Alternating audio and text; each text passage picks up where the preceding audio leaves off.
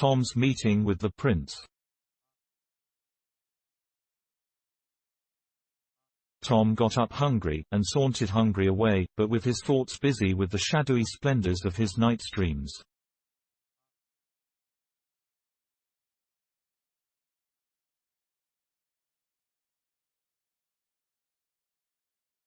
He wandered here and there in the city, hardly noticing where he was going, or what was happening around him.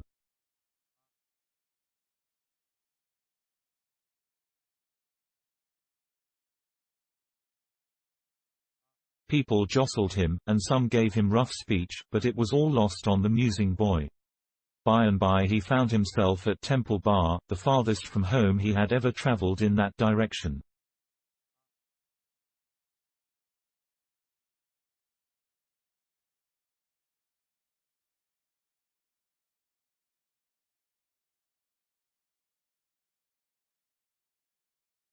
He stopped and considered a moment, then fell into his imaginings again, and passed on outside the walls of London.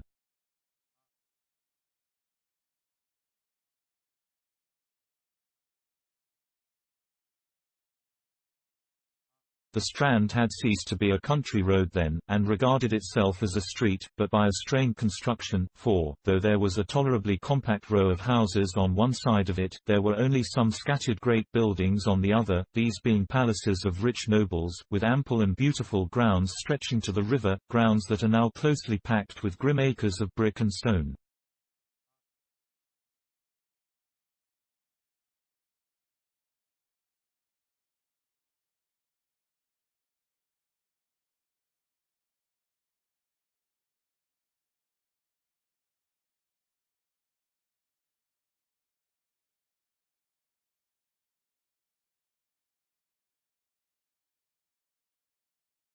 Tom discovered Charing Village presently, and rested himself at the beautiful cross built there by a bereaved king of earlier days.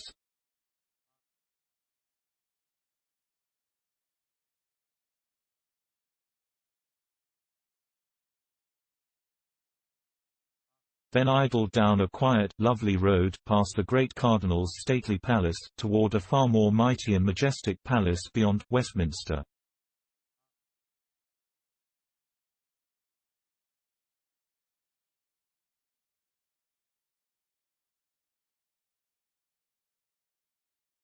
Tom stared in glad wonder at the vast pile of masonry, the wide-spreading wings, the frowning bastions and turrets, the huge stone gateway, with its gilded bars and its magnificent array of colossal granite lions, and other the signs and symbols of English royalty.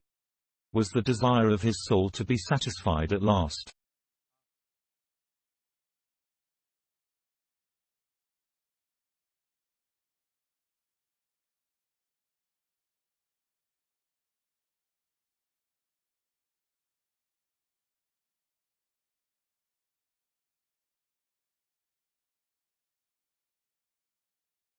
Here, indeed, was a king's palace. Might he not hope to see a prince now, a prince of flesh and blood, if heaven were willing?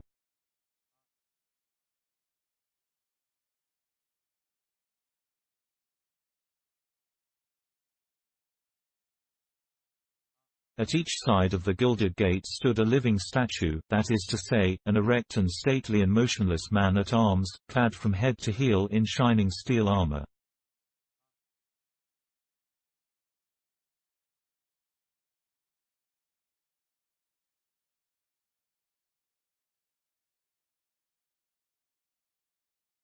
At a respectful distance were many country folk, and people from the city, waiting for any chance glimpse of royalty that might offer.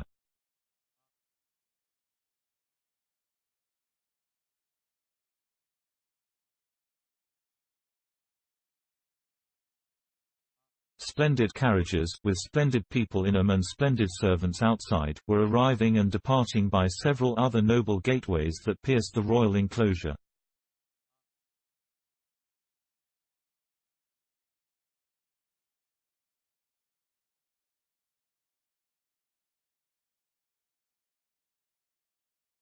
Poor little Tom, in his rags, approached, and was moving slowly and timidly past the sentinels, with a beating heart and a rising hope, when all at once he caught sight through the golden bars of a spectacle that almost made him shout for joy.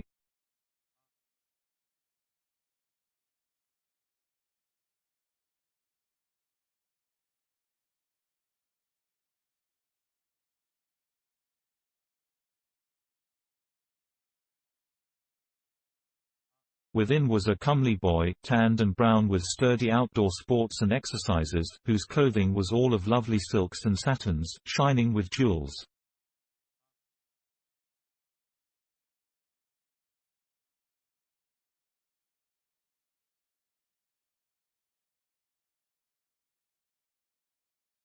At his hip a little jeweled sword and dagger, dainty buskins on his feet, with red heels, and on his head a jaunty crimson cap, with drooping plumes fastened with a great sparkling gem.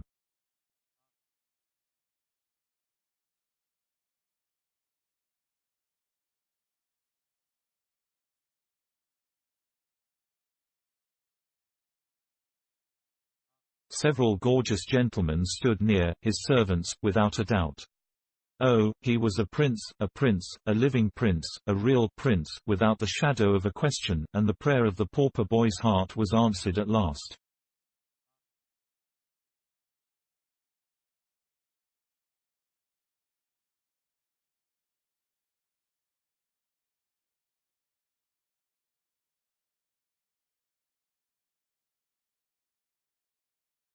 Tom's breath came quick and short with excitement, and his eyes grew big with wonder and delight.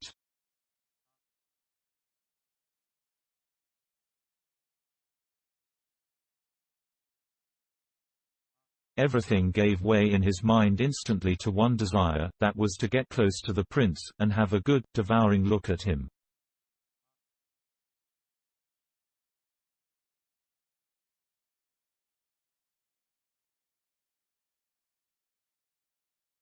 Before he knew what he was about, he had his face against the gate bars.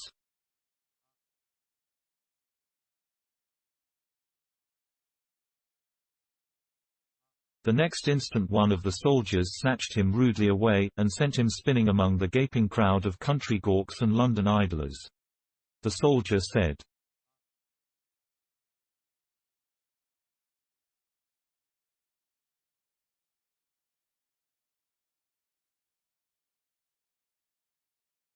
"Mind thy manners, thou young beggar."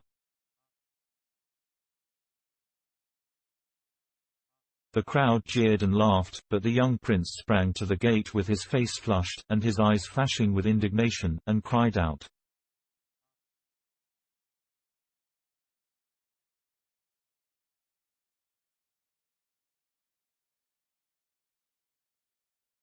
"How darst thou use a poor lad like that?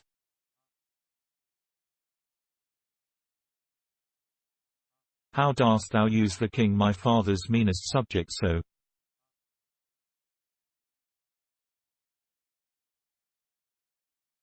Open the gates, and let him in." You should have seen that fickle crowd snatch off their hats then.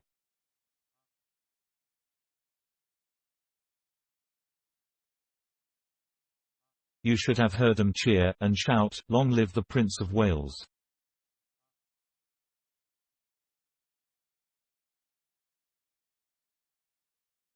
The soldiers presented arms with their halberds, opened the gates, and presented again as the little Prince of Poverty passed in his fluttering rags, to join hands with the Prince of Limitless Plenty. Edward Tudor said,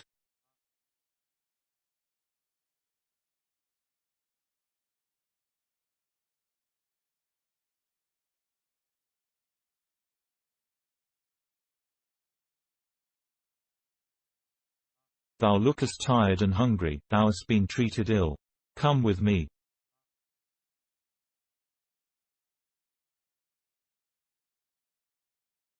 Half a dozen attendants sprang forward to, I don't know what, interfere, no doubt.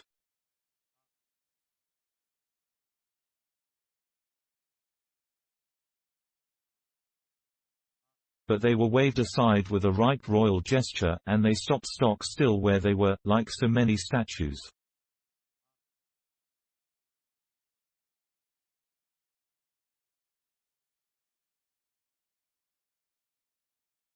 Edward took Tom to a rich apartment in the palace, which he called his cabinet.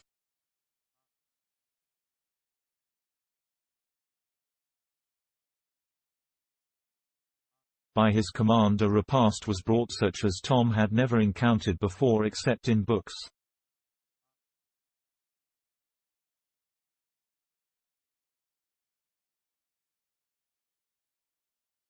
The prince, with princely delicacy and breeding, sent away the servants, so that his humble guest might not be embarrassed by their critical presence. Then he sat nearby, and asked questions while Tom ate.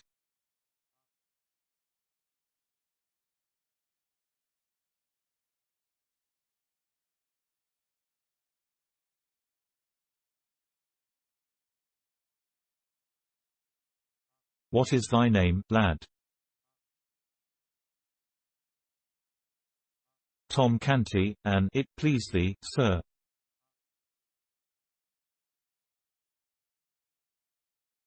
"'Tis an odd one. Where dost live?" "In the city, please thee, sir."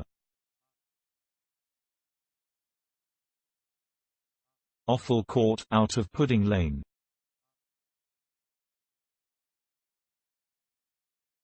"Offal Court. Truly 'tis another odd one. Hast parents?"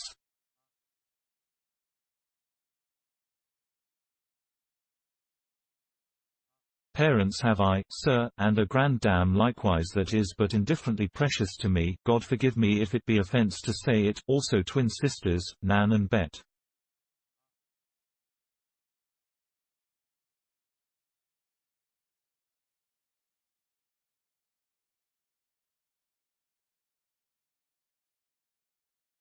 "Then is thy grand dam not over kind to thee, I take it?"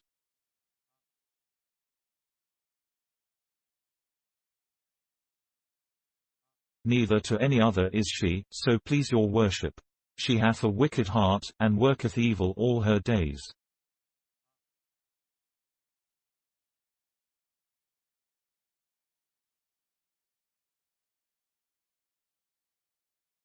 "Doth she mistreat thee?" "There be times that she stayeth her hand, being asleep or overcome with drink, but when she hath her judgment clear again, she maketh it up to me with goodly beatings."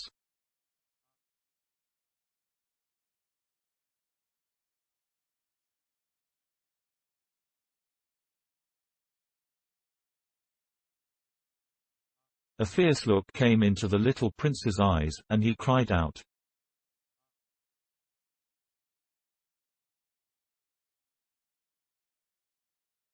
"What beatings?"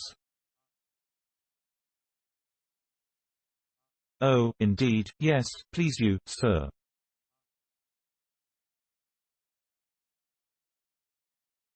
"Beatings, and thou so frail and little. Hark ye, before the night come, she shall hie her to the tower. The king my father."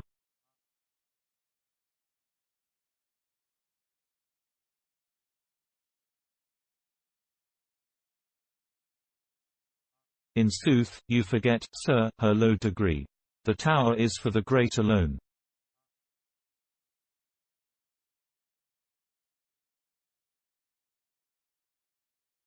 "True, indeed. I had not thought of that. I will consider of her punishment. Is thy father kind to thee?"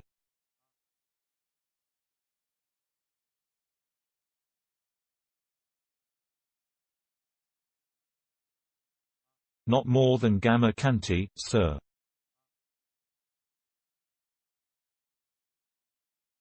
"Fathers be alike, mayhap. Mine hath not a doll's temper."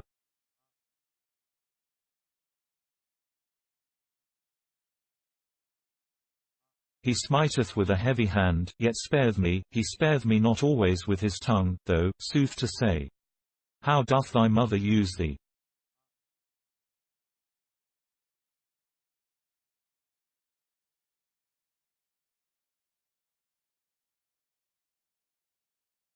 "She is good, sir, and giveth me neither sorrow nor pain of any sort. And Nan and Bet are like to her in this."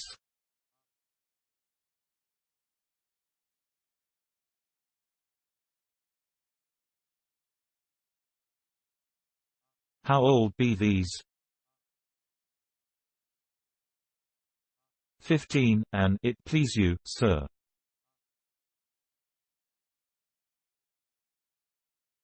The Lady Elizabeth, my sister, is 14, and the Lady Jane Grey, my cousin, is of mine own age, and comely and gracious withal, but my sister the Lady Mary, with her gloomy mien and, look you, do thy sisters forbid their servants to smile, lest the sin destroy their souls.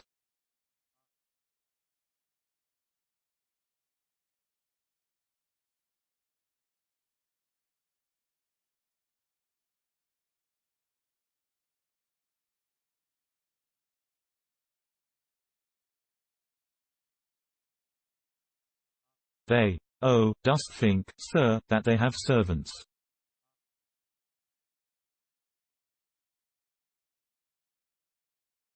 The little prince contemplated the little pauper gravely a moment, then said,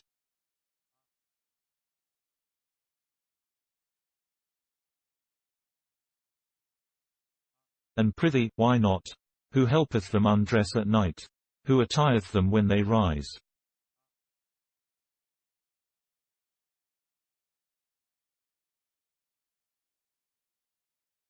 None, sir. Wouldst have them take off their garment, and sleep without, like the beasts?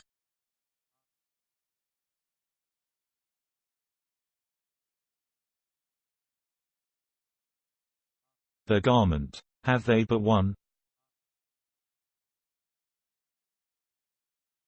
Ah, good your worship, what would they do with more? Truly they have not two bodies each.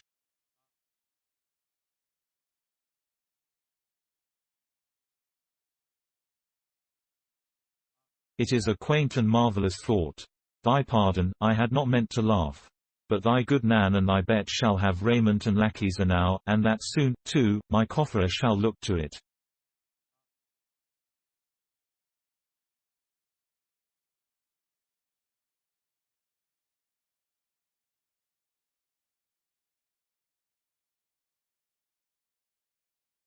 No, thank me not, 'tis nothing. Thou speakest well, thou hast an easy grace in it. Art learned.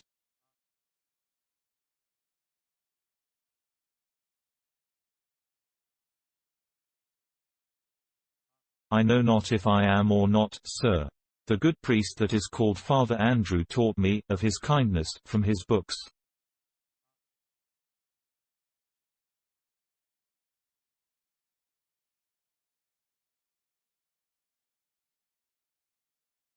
Knowest thou the Latin? But scantly, sir, I doubt. Learn it, lad, 'tis hard only at first. The Greek is harder, but neither these nor any tongues else, I think, are hard to the Lady Elizabeth and my cousin.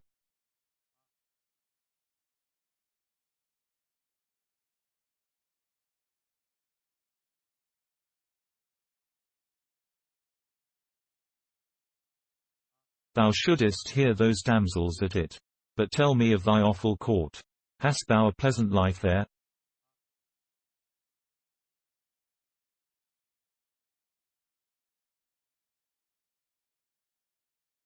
In truth, yes, so please you, sir, save when one is hungry.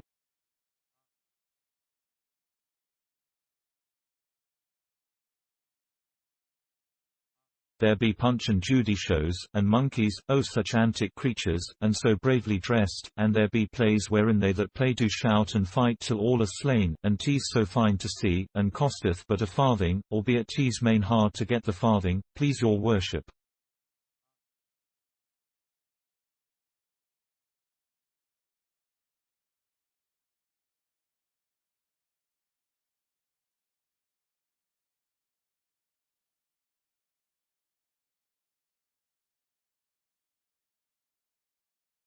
Tell me more.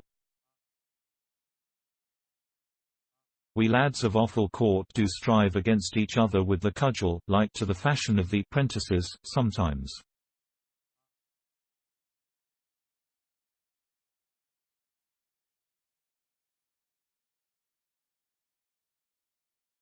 The prince's eyes flashed. Said he,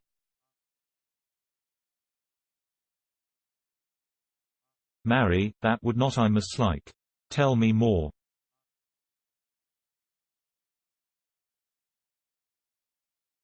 We strive in races, sir, to see who of us shall be fleetest.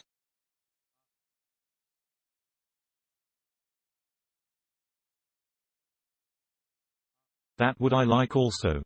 Speak on.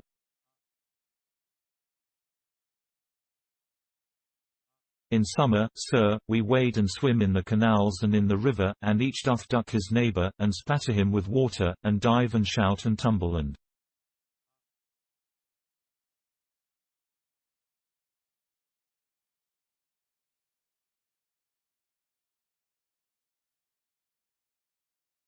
"'Twould be worth my father's kingdom but to enjoy it once. Prithee go on."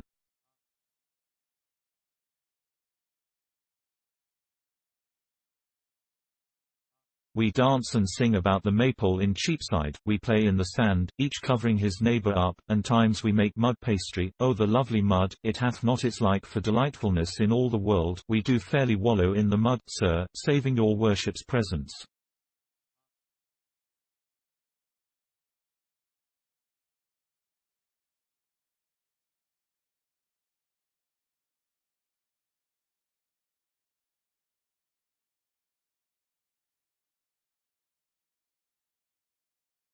Oh, prithee, say no more, 'tis glorious.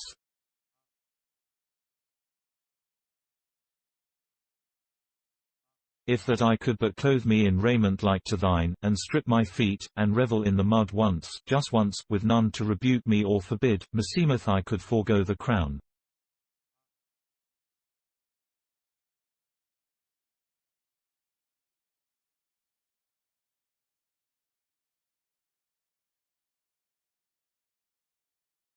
And if that I could clothe me once, sweet sir, as thou art clad, just once.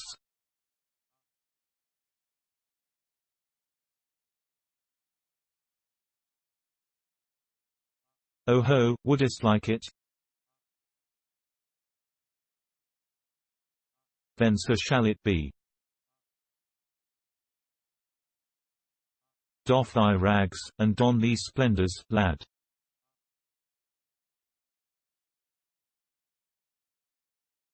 It is a brief happiness, but will be not less keen for that.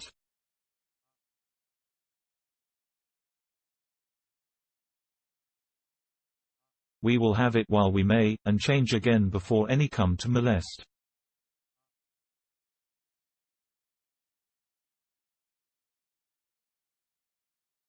A few minutes later the little Prince of Wales was garlanded with Tom's fluttering odds and ends, and the little Prince of Pauperdom was tricked out in the gaudy plumage of royalty.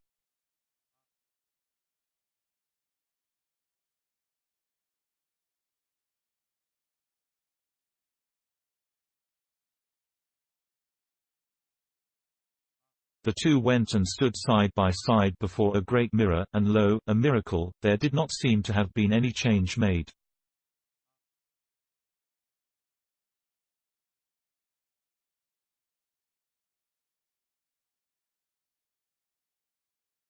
They stared at each other, then at the glass, then at each other again.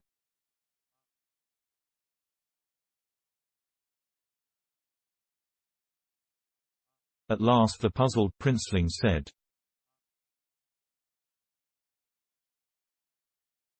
"What dost thou make of this?" "Ah, good your worship, require me not to answer."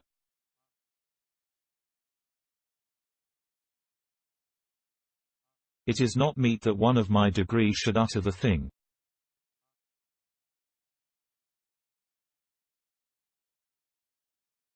"Then will I utter it. Thou hast the same hair, the same eyes, the same voice and manner, the same form and stature, the same face and countenance that I bear."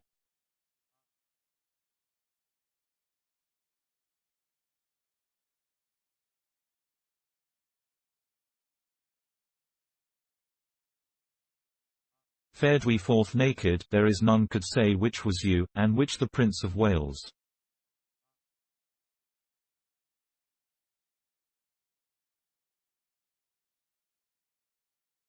And, now that I am clothed as thou wert clothed, it seemeth I should be able the more nearly to feel as thou didst when the brute soldier, hark ye, is not this a bruise upon your hand?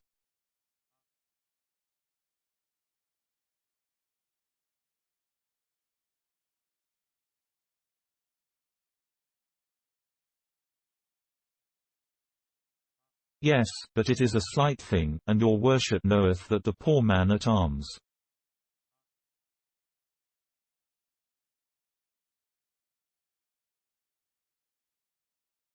Peace. It was a shameful thing and a cruel, cried the little prince, stamping his bare foot.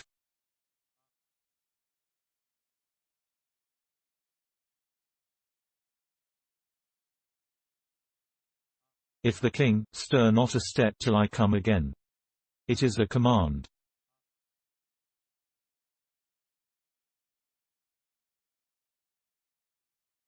In a moment he had snatched up and put away an article of national importance that lay upon a table, and was out at the door and flying through the palace grounds in his bannered rags, with a hot face and glowing eyes.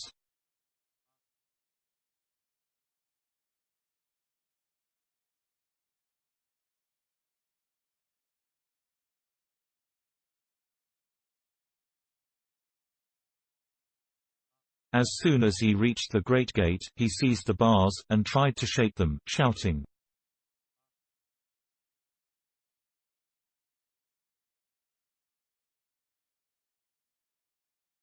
"Open! Unbar the gates!"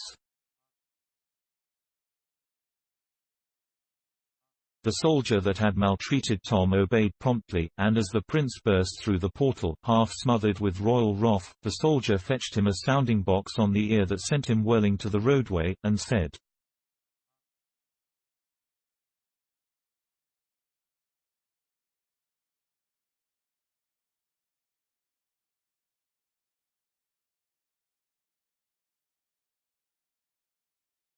"Take that, thou beggar's spawn, for what thou go me from his highness."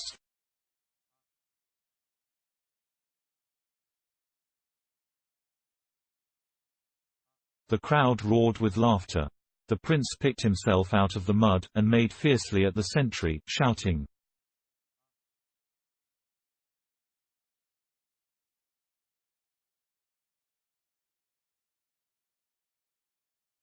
"I am the Prince of Wales, my person is sacred, and thou shalt hang for laying thy hand upon me."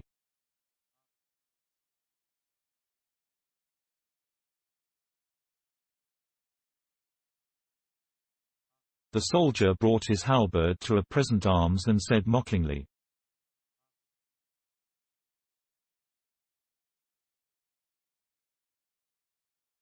"I salute your gracious highness," then angrily, "Be off, thou crazy rubbish."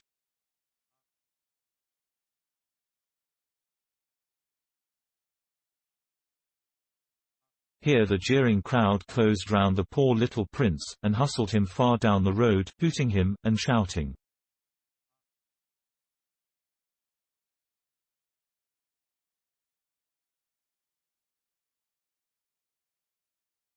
"Way for his royal highness! Way for the Prince of Wales!"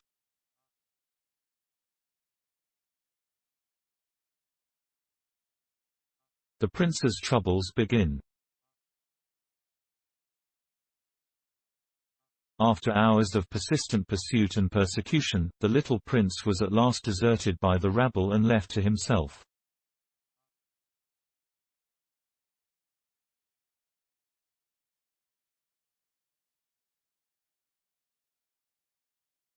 As long as he had been able to rage against the mob, and threaten it royally, and royally utter commands that were good stuff to laugh at, he was very entertaining, but when weariness finally forced him to be silent, he was no longer of use to his tormentors, and they sought amusement elsewhere.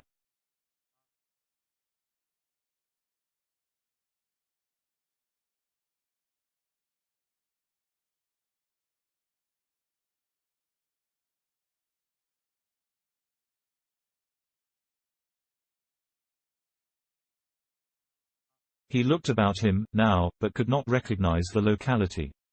He was within the city of London, that was all he knew.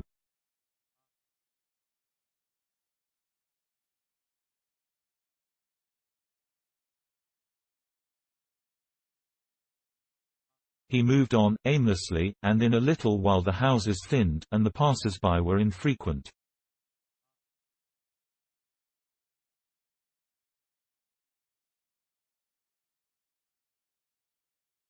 He bathed his bleeding feet in the brook which flowed then where Farringdon Street now is, rested a few moments, then passed on, and presently came upon a great space with only a few scattered houses in it, and a prodigious church.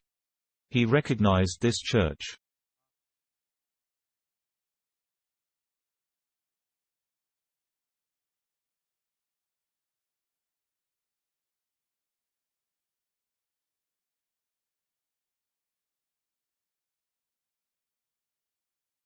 Scaffoldings were about, everywhere, and swarms of workmen, for it was undergoing elaborate repairs.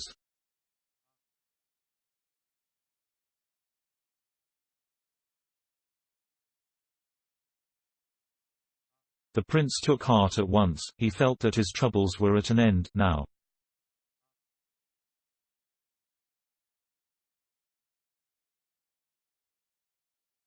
He said to himself, "It is the ancient Grey Friars Church, which the king my father hath taken from the monks and given for a home for ever for poor and forsaken children, and new named it Christ's Church."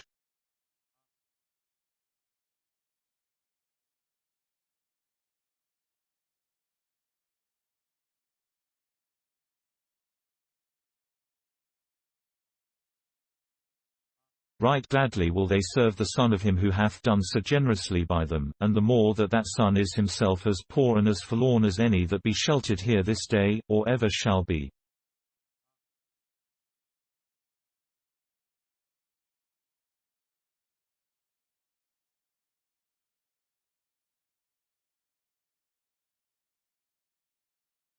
He was soon in the midst of a crowd of boys who were running, jumping, playing at ball and leapfrog, and otherwise disporting themselves, and right noisily, too.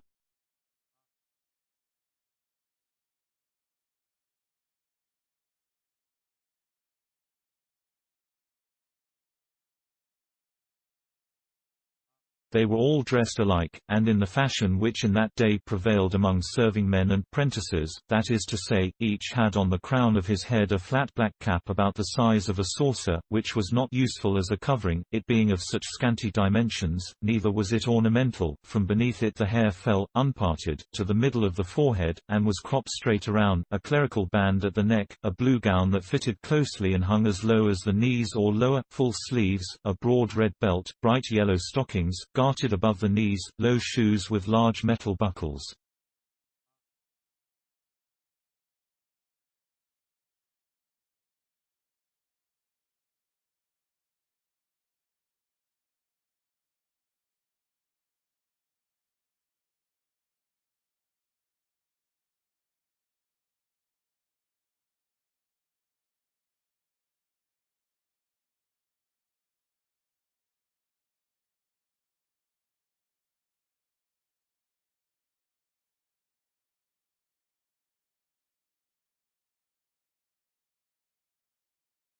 It was a sufficiently ugly costume.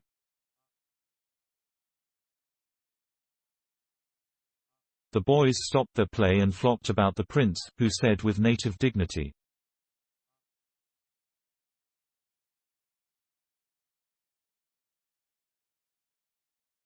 "Good lads, say to your master that Edward Prince of Wales desireth speech with him."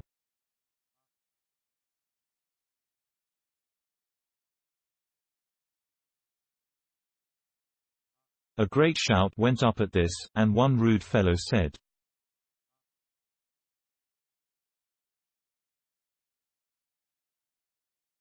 "Marry, art thou his grace's messenger, beggar?"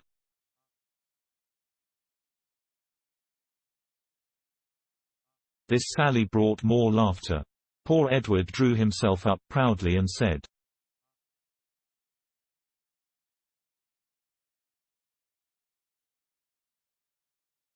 "I am the prince, and it ill beseemeth you that feed upon the king my father's bounty to use me so."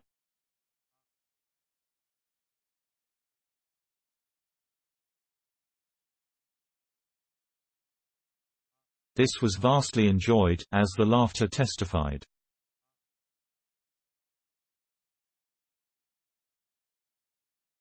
The youth who had first spoken, shouted to his comrades,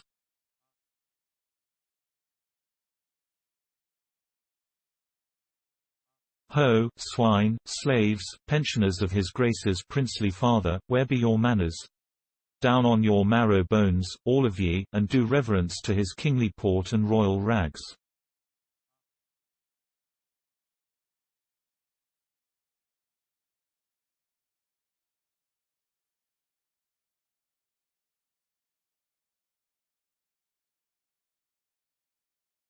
With boisterous mirth they dropped upon their knees in a body and did mock homage to their prey.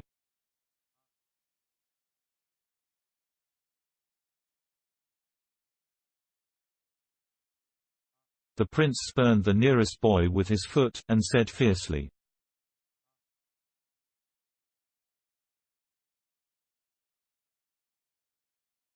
"Take thou that, till the morrow come and I build thee a gibbet."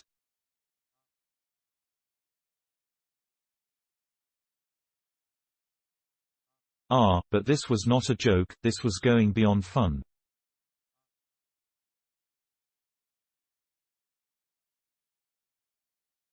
The laughter ceased on the instant, and fury took its place. A dozen shouted,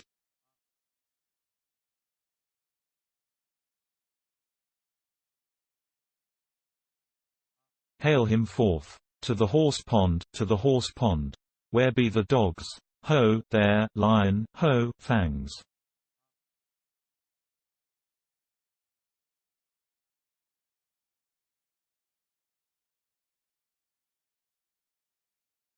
Then followed such a thing as England had never seen before, the sacred person of the heir to the throne rudely buffeted by plebeian hands, and set upon and torn by dogs.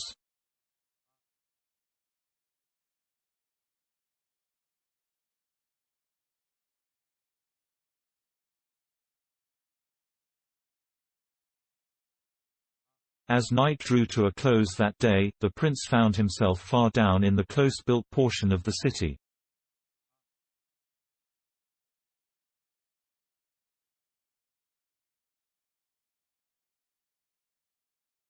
His body was bruised, his hands were bleeding, and his rags were all besmirched with mud.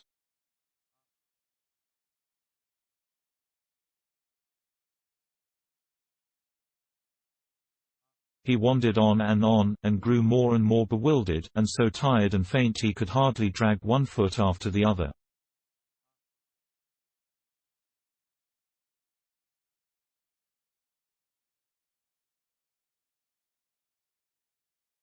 He had ceased to ask questions of anyone, since they brought him only insult instead of information.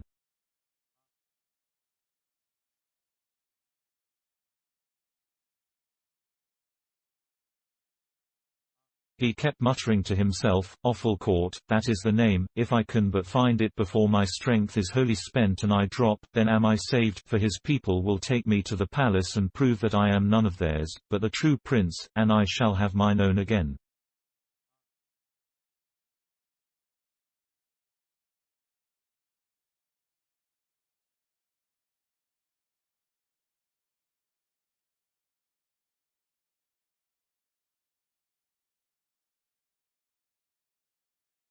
And now and then his mind reverted to his treatment by those rude Christ's hospital boys, and he said, "When I am king, they shall not have bread and shelter only, but also teachings out of books, for a full belly is little worth where the mind is starved, and the heart."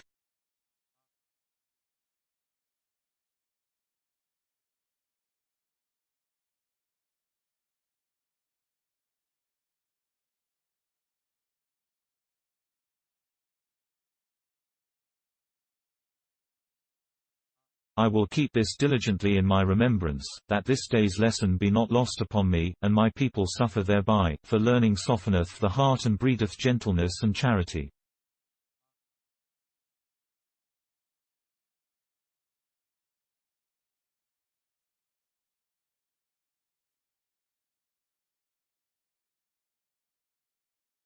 The lights began to twinkle, it came on to rain, the wind rose, and a raw and gusty night set in.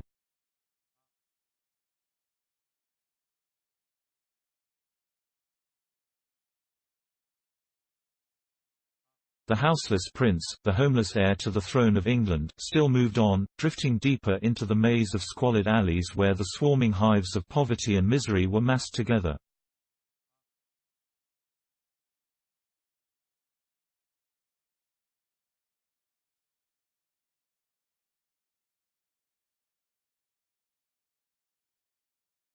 Suddenly a great drunken ruffian collared him and said,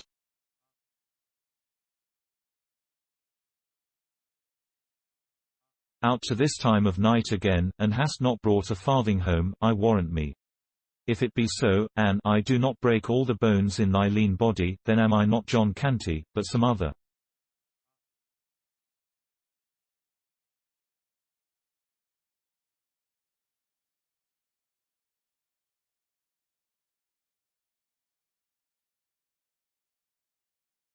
The prince twisted himself loose, unconsciously brushed his profane shoulder, and eagerly said,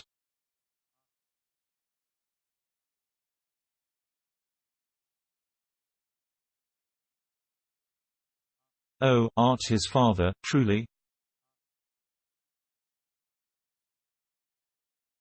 Sweet heaven grant it be so, then wilt thou fetch him away and restore me."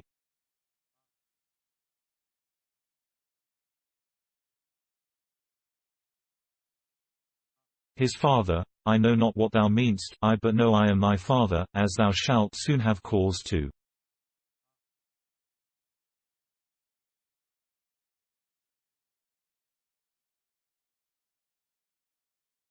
Oh, jest not, palter not, delay not.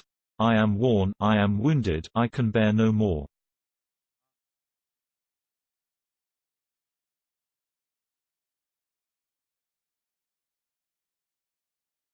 Take me to the king my father, and he will make thee rich beyond thy wildest dreams.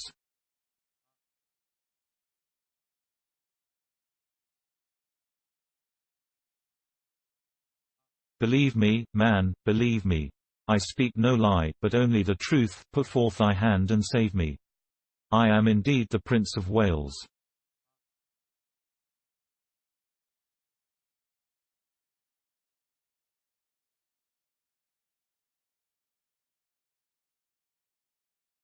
The man stared down, stupefied, upon the lad, then shook his head and muttered,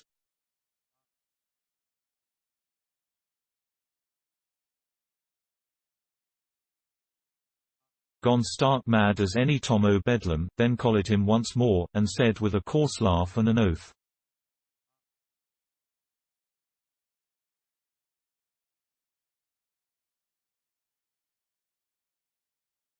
"But mad or no mad, I and thy Gamma Canty will soon find where the soft places in thy bones lie, or I'm no true man."